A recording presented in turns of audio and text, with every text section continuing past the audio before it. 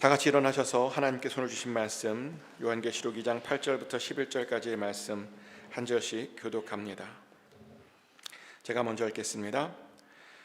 서머나 교회의 사자에게 편지하라. 처음이요 마지막이요 죽었다가 살아나신 이가 이르시되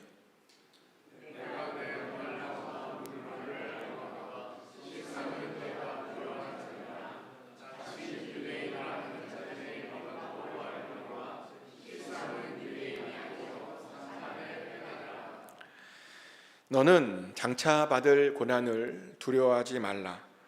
볼지어다 마귀가 장차 너희 가운데서 몇 사람을 옥에 던져 시험을 받게 하리니 너희가 10일 동안 환난을 받으리라.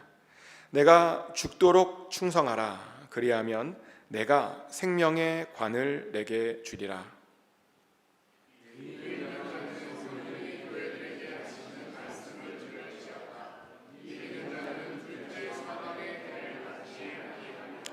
아멘. Please be seated. 하나님의 평안이 이 시간 여러분 심령 가운데 함께 하시기를 예수 그리스도 이름으로 축복합니다. 여러분들은 부유하십니까? 부유하다고 생각하시는 분들은 왜 부유하시다고 생각하십니까? 혹은 가난하다고 생각하시는 분들은 왜 자신을 가난하다라고 생각하십니까? 돈이 많으면 부유한 것일까요? 큰 집에 살고 좋은 차를 몰고 다니면 우리가 부유하다라고 말할 수 있는 것일까요? 놀랍게도 오늘 본문은 부유함이란 그런 것이 아니다라고 말합니다. 부유함이란 돈이 많은 것도 아니고 큰 집에 사는 것도 아니랍니다. 실제로 오늘 본문에 나오는 서머나 교회는 그렇게 돈이 많은 교회가 아니었습니다. 그들은 큰 교회가 아니었습니다. 그들은 아주 작은 교회였습니다. 하지만 예수님께서는 그들을 놀랍게도 부유한 교회다라고 불러주셨습니다. 왜냐하면 그들은요, 자신의 상황과 관계없이 정말 최선을 다해서 주님을 섬기는, 진심으로 섬기는 그런 교회였기 때문이죠. 사실 서머나 교회가 그렇게 작았던 것은요, 그들의 책임은 사실은 아니었습니다. 그들의 자금은 알고 보면 지역적인 문제였습니다.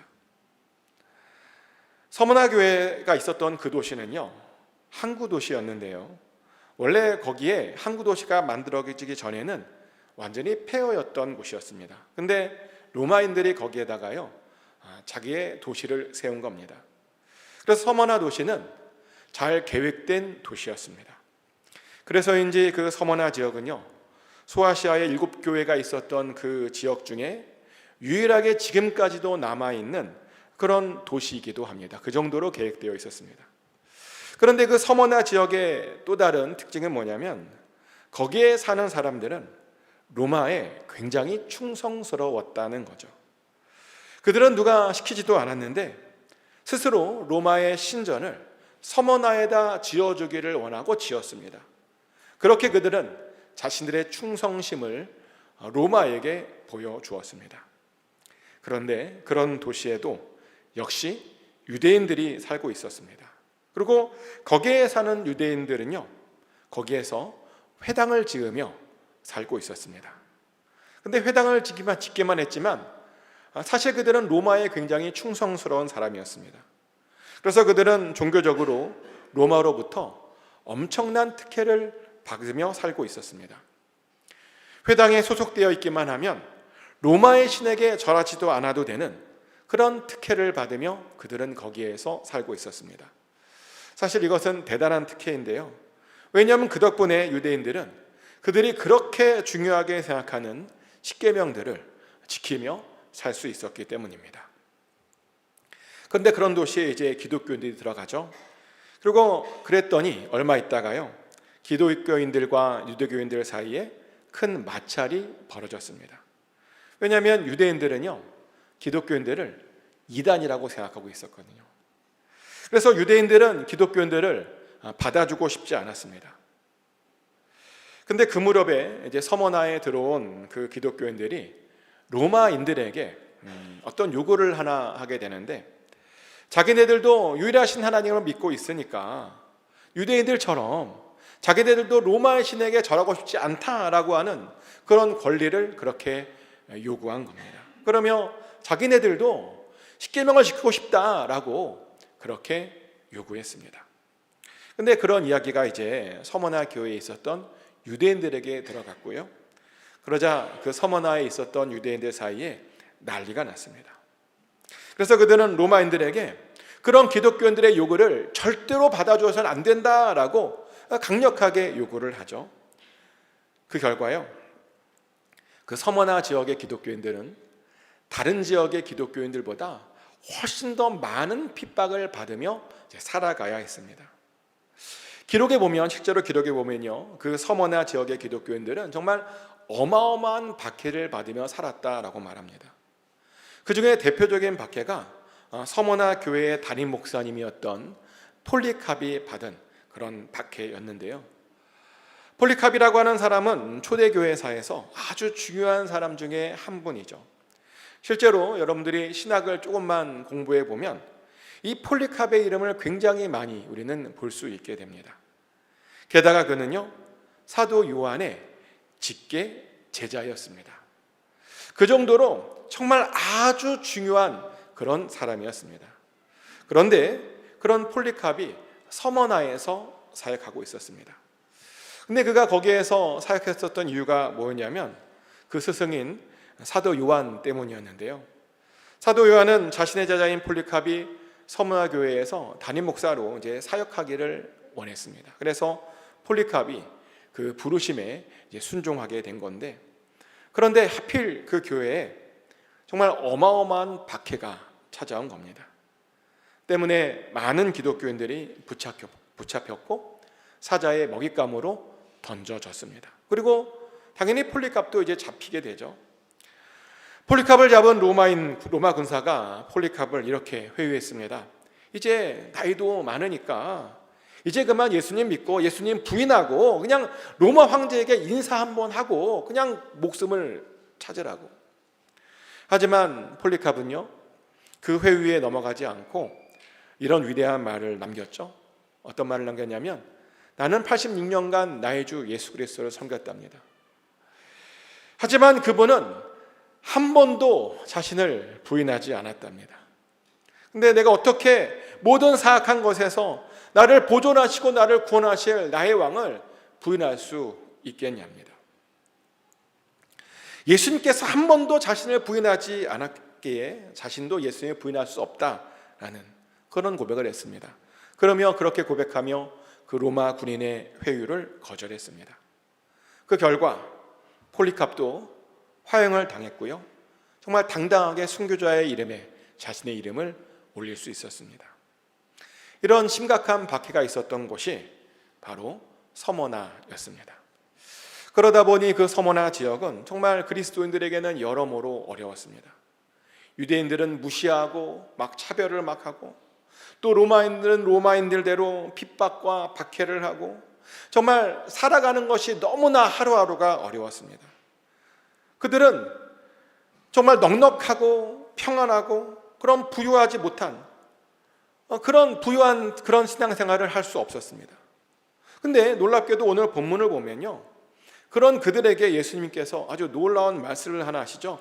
요한계시록 2장 9절 말씀인데요, 내가 내 환난과 궁핍을 알거니와 실상은 내가 부유한 자니라. 자칭 유대인이라 하는 자들의 비방도 알거니와 실상은 유대인이 아니요 사당의 회당이라. 아멘. 예수님께서 말씀하시길 겉으로 보기에 그들의 삶이 환난이 있고 궁핍이 있는 것처럼 보이지만 실상은 그들은 굉장히 부유한 자다라고 그렇게 말씀하셨습니다. 하지만 안타깝게도 서머나 교인들은요, 그들이 얼마나 부유하고 있는지를 잘 몰랐습니다. 삶이 너무 어렵다 보니까, 삶이 너무나 힘들다 보니까, 너무 가난하다 보니까요, 그들은 그들 스스로 얼마나 그들이 부유한 자인지를 잘 몰랐던 겁니다. 그래서 예수님께서요, 그들의 그런 부유함을 사도 요한의 입술을 통해서 그렇게 알려주셨던 겁니다. 근데요, 사실 이 말씀은 서머나 교회 교인들에게만 하시는 말씀이 아닙니다. 이 말씀은 이 땅에 살면서 예수 그리스도를 믿지만 여전히 힘들고 어려운 모든 사람들에게 해주시는 예수님의 말씀입니다. 우리 주변을 보면 가끔은 정말 이해되지 않는 분들이 있습니다. 보면 누구보다도 하나님을 사랑하는 것이 보여요. 틈만 나면 기도를 하고, 틈만 나면 성경을 읽고, 틈만 나면 예배를 드립니다. 또 만나는 사람들마다 주의 복음을 전합니다. 또 교회에 일이 있다고 하면 정말 제일 먼저 나와서 교회를 충성스럽게 섬깁니다. 또 성도님들에게는 얼마나 인자하고 또 얼마나 사랑스럽게 대하는지 모든 성도님들이 그분을 정말 좋아하는 모습을 봅니다. 근데 보면 사는 것이 너무나 어려워요. 그러다 보니 그런 분들을 볼 때마다 이런 의문이 생기죠. 아니, 예수님 믿으면 복을 받는다는데 왜 그 복이 저 사람은 저렇게 피해가는가? 저 사람이 다른 사람들을 위해서 기도해주면 그 기도 제목들이 다 이루어지는데 왜 자기를 위해 기도할 때는 그렇게 잘 안 이루어지는가? 그런데요, 그런 것은 인간적인 눈으로만 보는 것이고요, 사실 영적인 눈으로 보면 전혀 다른 것들을 우리가 보게 됩니다. 영적인 눈으로 보면요, 사실 그분만큼 부유한 사람도 없습니다. 왜냐하면 그런 분들은 하나님의 나라에서 정말 어마어마한 것들을 쌓아두고 살고 있는 그런 분이기 때문입니다. 실제로 그런 분들을 우리가 하늘나라에서 보잖아요. 그럼 우리는 너무 부자여서 감히 쳐다보지도 못해요. 우리가 영원히 사는 그 나라에서 영원한 부자가 그런 분들이라는 겁니다. 근데 이렇게 말했더니 어떤 분이 이런 말씀을 하시더라고요. 뭐라고 말씀하시냐면, 하늘나라에서 많이 쌓는 것도 중요하지만 자기는 이 땅에서 잘 사는 것도 중요하다고, 그래서 자기는 하늘나라에서 많이 쌓고 사는 사람들 하나도 안 부럽다는 말을 해요. 그런 말을 하는 분들이 있어요. 근데요, 이 이야기를 들으면 조금 부러울 텐데, 제가 그런 분들하고 이렇게 이야기를 나눠보면 공통적으로 그런 분들에게 특징이 있는데, 어떤 특징이냐면요, 그런 분들에게는 걱정이 없어요. 오히려 제가 더 걱정이 돼서 이렇게 물어보면 저에게 뭐라 그러는지 아세요? 저에게 뭐라 그러냐면, 목사님, 하나님께서 다 알아서 해주시는데 뭐하러 걱정하시나요? 또 기도할 수 있는데 뭐하러 걱정하시나요? 지금까지 이렇게 잘 살아왔으니 감사밖에 할 것이 없다고 그런 말을 하시는 거예요.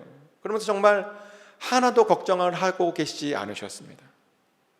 근데 당황스럽게도 좋은 직장에 다니고 좋은 집에서 사시는 분들과 이렇게 이야기를 나눠보면 가끔은 정말 당황스러울 때가 있는데, 왜냐하면 그런 분들을 보면 너무나 걱정이 많은 거예요.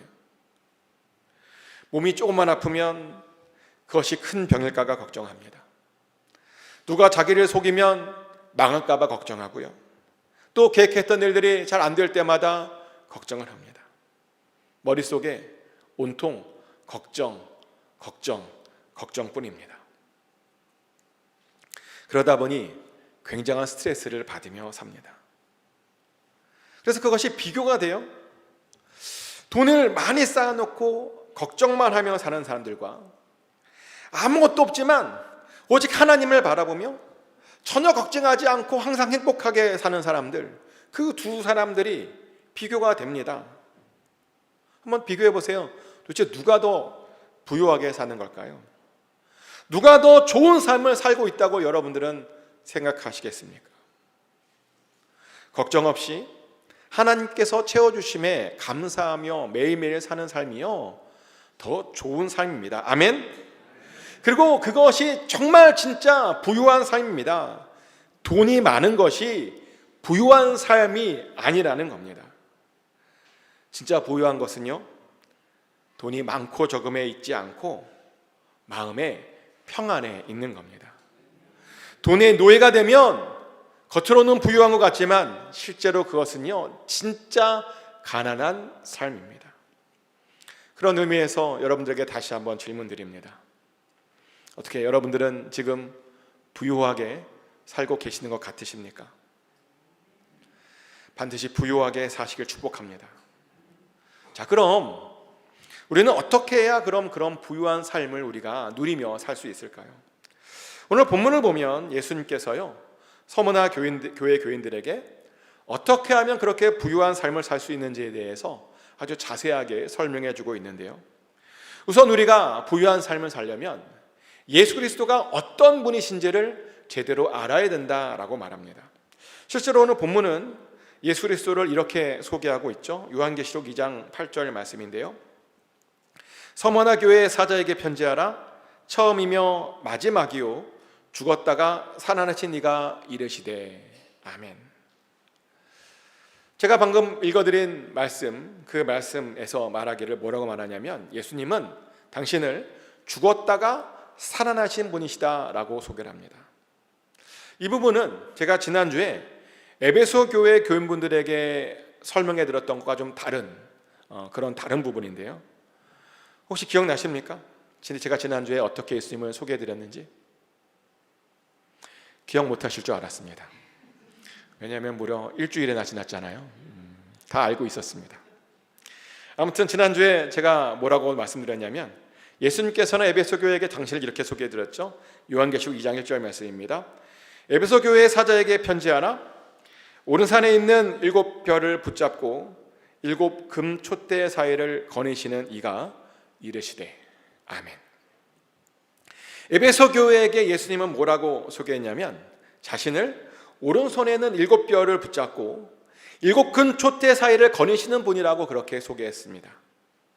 그런데 에베소 교인들에게 왜 그렇게 소개했냐면요, 예수님이 교회와 교회의 사자들을 다스리고 계시다라고 하는 것을 에베소 교인들에게 알려주고 싶었기 때문입니다. 교회가 잘못하면 언제든 그 촛대를 옮길 수 있는 분이다라고 하는 것을 그렇게 알려주고 싶었다는 겁니다. 그런데 서머나 교인들에게는 어떻게 소개했냐면 자신을 죽었다가 다시 살아나신 이라고 소개했습니다. 자, 이런 이야기가 서머나 교회 교인들에게 어떤 느낌을 주었을까요? 지금 현재 서머나 교회에는 박해가 되게 심했고 심지어 순교하는 자들이 생기고 있는 중이었습니다. 그러다 보니 죽었다가 다시 살아나신 그 예수님은요, 그들에게 정말 아주 큰 위로가 되었을 겁니다. 왜냐하면 그 사실은 그들에게 죽음이 끝이 아니라 죽음 이후에 영원한 나라가 있음을 보여주고 알려주는 것이기 때문입니다. 예수 그리스도처럼 죽으면 다시 부활하여 영원한 나라에 들어갈 것이라고 하는 것을 알려주는 그런 말씀이라는 겁니다. 그래서 이 이야기는요, 예수님에 대한 이 이야기는 서머나 교회 교인들의 마음을 사실은 더욱더 부유하게 해 주었습니다. 그들의 믿음을요, 더욱 부유하게 해 주었던 겁니다. 그래서 우리도 부유하게 되려면 반드시 예수님이 누구신지를 우리가 제대로 그리고 정확하게 잘 알고 있어야 됩니다. 우리들의 문제를 어떻게 어떤 방식으로 해결해 줄 수 있는지 그런 예수님을 우리가 잘 알고 있어야 됩니다. 저도 제 문제를 해결해 주시는 그 예수님에 대해서 사실은 잘 알고 있습니다. 제가 알고 있는 또 제가 믿고 있는 예수님은요, 교회의 머리 되시는 예수님이십니다. 실제로 에베소서를 보면 예수님께서 어떻게 소개하냐면 당신을 교회의 머리라고 소개하고 계시죠. 그래서 저는 예수님을 우리 교회의 머리라고 그렇게 고백하며 삽니다. 근데 그러다 보니까요, 목회를 하면서 걱정을 하지 않아요. 아니, 예수님께서 우리 교회의 머리신데 제가 왜 쓸데없는 걱정을 하겠습니까? 예수님께서 걱정하시겠죠. 그렇지 않습니까? 저는 예수님께서 시키시는 대로 그냥 하기만 하면 되는 겁니다. 이렇게요, 저도 제 삶의 걱정과 염려와 문제를요, 예수님에 대한 지식으로 해결하고 있습니다. 하지만 많은 사람들이 예수님에 대해서 잘 알지 못하다 보니까 예수님 안에서 답을 찾으려 하지 않습니다. 그러다 보니 자꾸만 엉뚱한 데서 엉뚱한 방법으로 답을 찾으러 갑니다. 그래서 정말 안 해도 되는 쓸데없는 걱정을 하며 삽니다. 그런데요, 모든 해답과 모든 길은 오직 예수님께 있음을 믿으시기 바랍니다. 아멘. 그래서 우리는요, 다른 거 필요 없어요. 예수님을 잘 알기만 하면 됩니다. 축복하는 것은 꼭 예수님을 잘 아셔서 여러분의 모든 문제들에 대한 그런 답들을 꼭 예수님 안에서 찾으시기를 축복합니다. 그래서 꼭 정말 부유한 삶을 사시기를 축복합니다. 또한 우리가 두 번째로 부유해지려면 우리는요, 절대로 어떠한 것도 두려워해서는 안 된다라고 말합니다. 요한계시록 2장 10절 말씀인데요, 너는 장차 받을 고난을 두려워하지 말라. 볼지어다 마귀가 장차 너희 가운데에서 몇 사람을 옥에 던져 시험을 받게 하리니 너희가 10일 동안 환난을 받으리라. 내가 죽도록 충성하라. 그리하면 내가 생명의 관을 내게 주리라. 아멘. 우리 인생에는 당연히 여러 고난들이 있습니다. 죄송한 이야기인데 예수님 잘 믿어도 우리에게는 고난이 옵니다. 방금 읽어드린 말씀에도 보면 부유하다고 예수님께서 칭찬하셨던 그 서머나 교회에서도요, 고난이 있었습니다. 그리고 또 앞으로 계속 고난이 있을 것이랍니다. 그들 중에 몇 사람은 옥에 던져서 시험을 받을 것이다 라고 말하고 있고요, 또 10일 동안 아주 큰 환난을 당하게 될 것이다 라고 이렇게 경고합니다. 그런데 예수님께서 말씀하시길 뭐라고 하냐면, 그런데 그럼에도 불구하고 절대로 두려워하지 말아야 된답니다. 두려워하지 말고 오히려 죽도록 충성해서 생명의 면류관을 받으랍니다. 자, 이 말이 서머나 교인들에게 위로가 되었을까요? 네, 역시 이 말도 그들에게 큰 위로가 되었습니다. 왜냐하면 그들은요, 앞으로 그들이 어떤 고난을 당하게 될 것인지 미리 알고 있었기 때문입니다. 그리고요, 미래를 알잖아요. 그러면 고난들을 더 잘 극복할 수 있기 때문이죠. 실제로 이런 말이 있죠. 모르고 당하면 힘들지만 알고서 당하면 그래도 어떻게든 버틸 수 있다, 이런 말이 있습니다. 그런데요, 지금 서머나 교인들은 앞으로 일어날 모든 것들을 다 알게 된 겁니다. 그래서 전혀 두려워하지 않게 되었습니다. 그래서 별로 힘들어하지 않게 되었습니다. 실제로 그들은 아마 고난이 찾아왔을 때, 이것이 바로 예수님께서 말씀하신 그 고난이구나 라며 그렇게 생각하며 잘 넘겼을 겁니다. 근데 사실 우리들도 그래야 됩니다. 우리들도요, 우리가 당할 고난들에 대해서 잘 알고 있어야 됩니다. 기독교인들이 어떤 고난을 당할 수 있는지 우리도 또한 잘 알고 있어야 됩니다. 사실 그래서 제가 항상 강조하잖아요. 성경 말씀을 정말 많이 읽어야 된다고 제가 그래서 강조하는 겁니다. 놀랍게도 성경을 읽잖아요. 그러면 우리와 똑같은 상황들이 다 그 성경 안에 나와 있습니다. 내가 했던 고민들과 똑같은 고민을 하고 있는 그 사람들이요, 그 성경 안에 다 나와 있다는 겁니다. 그래서요, 우리가 성경만 제대로 읽어도 사실은 우리 안에 있는 모든 고민들이, 걱정들이 다 사라지게 됩니다. 성경만 제대로 읽어도 우리가요, 전혀 두려워할 필요가 없다는 겁니다. 하지만 안타깝게도 많은 사람들이 그 성경을 읽지를 않습니다. 그러다 보니 앞으로 어떤 일이 벌어지고 있는지, 벌어질 것인지 그것을 잘 알지 못합니다. 그러다 보니 예수님을 믿는다고 하면서도 여전히 두려움에, 걱정에 떠는 사람들이 많습니다. 교회를 다니고 있으면서도 여전히 불안전한 미래로 걱정하며 염려하는 사람들이 많습니다. 그런데요, 두려워하는 것은 절대로 하나님의 뜻이 아닙니다. 하나님은 이미 우리 인생에 대한 모든 것들을 다 성경에 기록해 주셨음을 믿으시기 바랍니다. 그래서 우리는요, 성경만 읽으면 됩니다.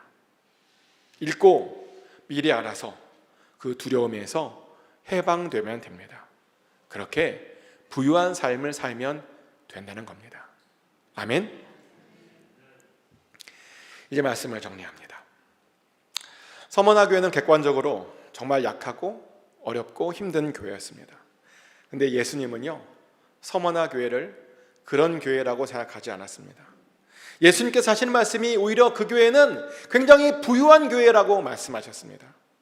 그래서 그들은 그들의 그런 부유함을 누리기 위해서 가장 먼저 예수님이 누구신지를 알아야 했습니다.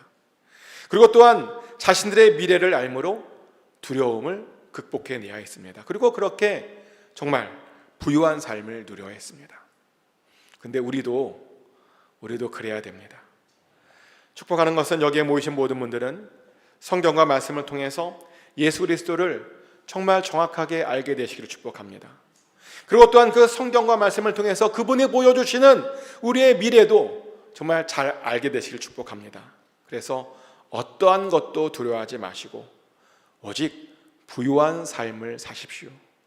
그래서 예수님께 죽도록 충성하심으로 생명의 면류관을 받는 그런 저와 여러분 되시기를 예수 그리스도의 이름으로 축복합니다.